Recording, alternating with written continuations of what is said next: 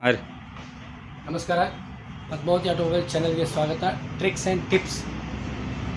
ಇವತ್ತಿನ ವಿಷಯ chain cover rubber. ಈ ಚೈನ್ ಕವರ್ ರಬ್ಬರು ಎಷ್ಟು ಮಹತ್ವದ ರೋಲ್ ಮಾಡ್ತದೆ ಅಂದ್ರೆ, ಈ ಚೈನ್ ಕವರ್ ರಬ್ಬರ್ ಇರಲಿಲ್ಲ ಅಂದರೆ ಏನಾಗುತ್ತೆ ಅಂದರೆ ಇದರೊಳಗೆ ಡಸ್ಟ್ ಹೋಗ್ತದೆ. ಡಸ್ಟ್ ಹೋಗಿ ಈ ಚೈನು ಬೇಗನೆ ಹಾಳಾಗ್ತದೆ. ಕಂಪನಿಯವರು ಪ್ರತಿ ವಾರ ಚೈನಿಗೆ ಆಯಿಲ್ ಹಾಕಲಿಕ್ಕೆ ಗ್ರಾಹಕರಿಗೆ ಈ ರಬ್ಬರನ್ನು ಮಾಡಿರ್ತಾರೆ.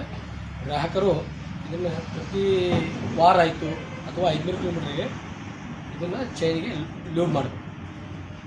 ಎಷ್ಟೋ ಗಾಡಿಗಳಿಗೆ ಈ ರಬ್ಬರು ಇರೋದೇ ಇಲ್ಲ.